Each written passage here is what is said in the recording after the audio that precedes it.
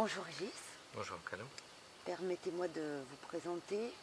Régis Lamotte, psychothérapeute depuis plus de 30 ans, enseignant international en PNL et en hypnose ericksonienne et conférencier. Nous venons donc de découvrir sur votre site internet que vous envisagiez de faire des enseignements appelés l'expérience de la conscience. Est-ce que vous pouvez donner des précisions concernant ce titre ? Alors, pourquoi j'ai choisi ce terme, expérience de la conscience? Depuis des années, je m'intéresse bien sûr à tout ce qui est l'hypnose, la programmation neurolinguistique entre autres, thérapie brève, que j'ai suivi ces cursus et j'ai aussi enseigné dans ces domaines-là. Et la finalité de toutes ces approches, c'est justement avoir une conscience des processus que nous utilisons dans notre vie, c'est-à-dire les processus de pensée, les états émotionnels. Et ce n'est pas de maîtriser les émotions, c'est d'avoir la conscience de comment nous créons une émotion. Ce n'est pas de maîtriser nos comportements, c'est d'avoir la conscience de comment nous créons des comportements. Donc c'est revenir non pas à changer des comportements, changer des pensées, changer effectivement des émotions, c'est de, en deçà, bien avant, être dans la conscience de comment nous produisons tout cela. Et d'être dans cette expérience de découvrir quelle conscience mettons-nous dans nos propres processus. Comment nous déplaçons notre attention dans une pensée, comment nous déplaçons notre attention dans une représentation mentale, comment nous déplaçons notre attention dans une émotion de conscience, et comment cette conscience peut à nouveau être témoin de tous ces processus avec l'idée sous-jacente, si on est témoin de tous ces processus, on peut s'en libérer, on peut les vivre avec plus de liberté, plus d'intentionnalité, et non pas les subir. Donc l'idée, c'est avoir une conscience libre de tout ce que nous vivons. Et pour cela, quelles sont les différentes approches qui seront abordées dans vos enseignements ? Alors, les différentes approches sont ce que je viens de citer, c'est toutes les approches telles que l'hypnose ericksonienne, bien sûr, qui est une merveilleuse approche sur qu'est-ce que la conscience consciente et inconsciente, à savoir que pendant que nous sommes vivants, là, ici, nous avons une conscience de tout ce qui se passe autour de nous, mais en même temps, nous n'avons pas la conscience de ce qui se passe à l'intérieur de nous. Comment arriver justement à avoir cette conscience plus fine entre le dedans et le dehors, pour que nous soyons plus, je dirais, en présence de notre réalité intérieure, en présence dans l'instant de notre réalité intérieure. Quand quelqu'un nous dit quelque chose, comment je suis en présence de moi-même sur ce que ça produit à l'intérieur, comment ma conscience peut aller accéder à cet espace-là. Et donc les différentes approches sont celle de la programmation neurolinguistique, qui s'est intéressée aux processus mentaux, et l'hypnose surtout à cet espace intérieur qui est un no man's land inconnu. Je dis souvent que bien des personnes dans leur vie de tous les jours sont éveillées à leur vie extérieure, mais ils sont endormis à leur vie intérieure. Et c'est un peu se réveiller à sa vie intérieure que je propose. Et en fait, les différences entre enseignement et formation, Alors, pour vous. pour moi, les différences, elle est fondamentale. Dans la formation, on forme. C'est-à-dire que je considère que des disciplines comme l'informatique, la mécanique, c'est des choses précises et il y a des protocoles, il y a des normes, okay, et donc on ne peut pas s'écarter d'une norme. Si on s'écarte d'une norme dans des techniques, dans des moyens techniques, eh ben, ça ne marche pas. Okay. Donc on est dans la formation. Dans l'enseignement, il est utilisé en termes, quand on parle de discipline artistique, on va dire je ne suis pas formé au dessin, je ne suis pas formé à la danse, je ne suis pas formé à la musique. J'ai suivi un enseignement de musique, un enseignement de dessin, un enseignement artistique. Pour moi, l'être humain, c'est d'abord de l'art, c'est de l'esthétique. Et donc, l'enseignement, je vais dispenser un enseignement, mais en aucun cas, ça va être une formation. L'objectif, c'est que chacun d'entre nous accède à cet enseignement comme quelqu'un qui apprendrait la peinture, qui suivrait un enseignement avec quelqu'un qui est avancé sur le chemin et qui, lui, trouverait sa propre créativité intérieure. Quand on fait de la formation en mécanique, on n'a pas de créativité, ou en informatique, on ne va rien créer avec les ordinateurs. Voilà. C'est là, c'est techniquement déterminé et fini. Quand on est avec une réalité humaine, c'est une réalité non finie, la réalité humaine. Donc c'est une création permanente, donc c'est un enseignement pour moi qui est plus de l'ordre de l'art que de la technique. Et concrètement, quelles seront les possibilités à l'issue des enseignements Je parle surtout pour les gens qui cherchaient à avoir des formations diplômantes. Qu'est-ce que ça leur donne comme possibilité au niveau d'eux-mêmes, au niveau de la pratique pour de l'accompagnement par exemple. Alors, ce qu'il y aura dans cet enseignement, c'est que j'ai depuis des années, par ma pratique, développé moi-même des manières d'aborder l'humain en termes, je dirais, de protocole, pas de technique. J'ai créé des protocoles sur la résilience, j'ai créé des protocoles sur le deuil, j'ai créé des protocoles qui permettent effectivement d'accompagner l'autre dans sa réorganisation intérieure. Un thérapeute qui viendra, il y aura ça comme matière pour lui. C'est-à-dire, je vais lui faire profiter de mon expérience, de ce que j'ai créé, j'ai bien créé, qui lui pourra aussi réutiliser, mais l'utiliser à sa manière, avec sa propre création. L'idée, c'est qu'il devienne créateur, qu'il ne soit pas avec une technique limitée.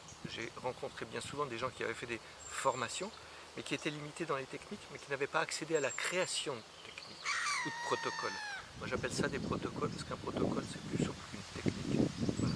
Et donc, c'est d'aller à la capacité qu'on a intérieure soi-même de pouvoir créer des protocoles d'accompagnement.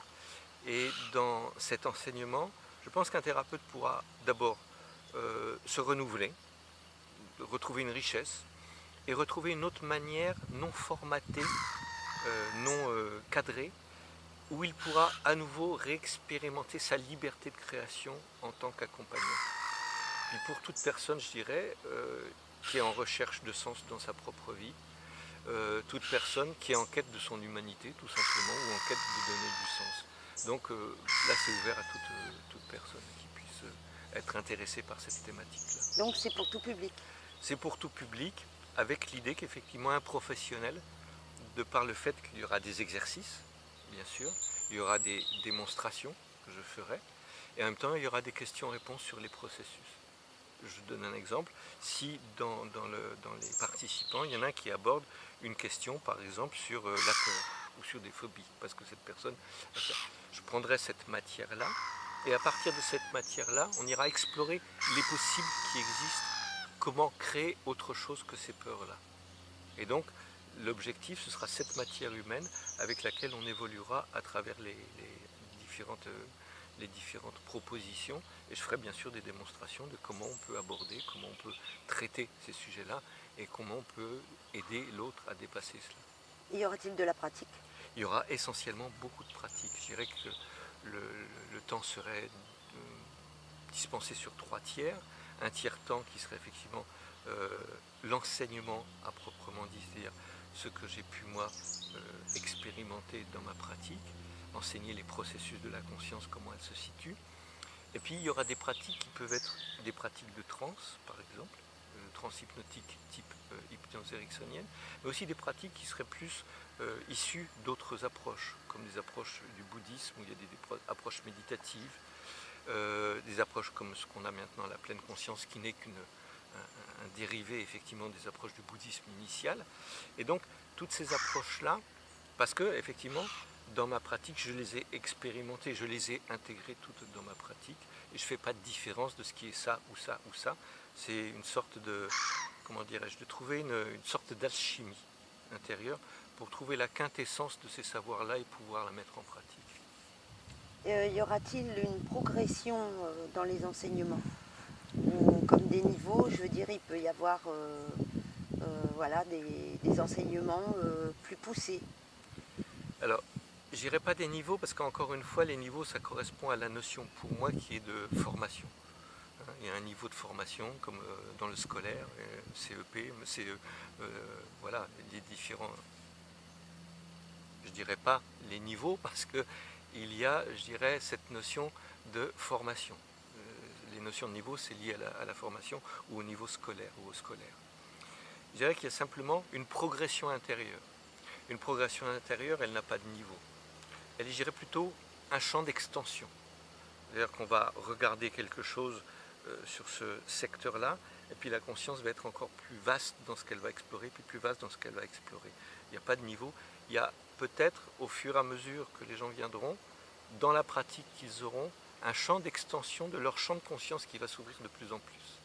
Ça, oui, on peut parler ça de cette manière-là. Et c'est mon objectif, d'ailleurs, c'est qu'il y ait cette ouverture d'un champ de conscience de plus en plus vaste par rapport à soi-même et aux autres. Donc si je comprends bien, une personne qui vient à un premier enseignement de 4 jours, si cette personne revient pour un autre séminaire de 4 jours, apprendra de nouvelles choses. Il y aura de nouvelles choses, parce que de toute façon, il y aura de nouveaux êtres humains, il y aura de nouvelles expériences, il y aura de nouvelles problématiques proposées. Et il y aura aussi, par exemple, quelqu'un viendrait à un enseignement, proposerait une thématique d'une souffrance qu'elle a, on va le traiter d'une certaine manière, on va en parler d'une certaine manière. À un autre enseignement, il y a une personne qui amène quelque chose de similaire, ça ne va peut-être pas du tout traité de la même manière, parce que ce sera en fonction de la personne. Donc à chaque fois, il y aura une création différente. Ça veut dire qu'une même thématique pourra être de toute façon abordée d'une manière différente à chaque fois, parce qu'à chaque fois, c'est de la création. Bien. En conclusion, que pouvez-vous dire concernant la finalité de ces enseignements? Je dirais que la finalité, c'est ce que j'ai évoqué tout à l'heure, c'est élargir le champ de conscience de sa perception de soi-même. Et puis de sortir, je dirais, de tout ce qui nous pose limite, pour être au-delà de toutes ces limites-là. Alors, on peut les vivre, on peut expérimenter des limites, mais simplement ne pas s'identifier à ses propres limites, savoir les dépasser. Avoir cette liberté de conscience d'être soi à l'intérieur de tout ce qui est nos limites, qu'elles soient nos croyances, nos convictions, etc. Elles existent, on en a besoin pour vivre dans notre vie sociétale, etc. On en a besoin aussi pour nos échanges. On est dans des systèmes qui sont des systèmes plus ou moins limitants. Et c'est, je dirais, se réveiller la conscience que toutes ces limites dans lesquelles nous fonctionnons, ce n'est pas nous. Nous sommes largement au-delà de toutes ces limites. Et si on accède à cet espace au-delà de toutes ces limites, on a des ressources fabuleuses pour vivre les expériences qu'on aura, même si elles sont douloureuses. Merci Régis. Merci Je beaucoup. vous en prie.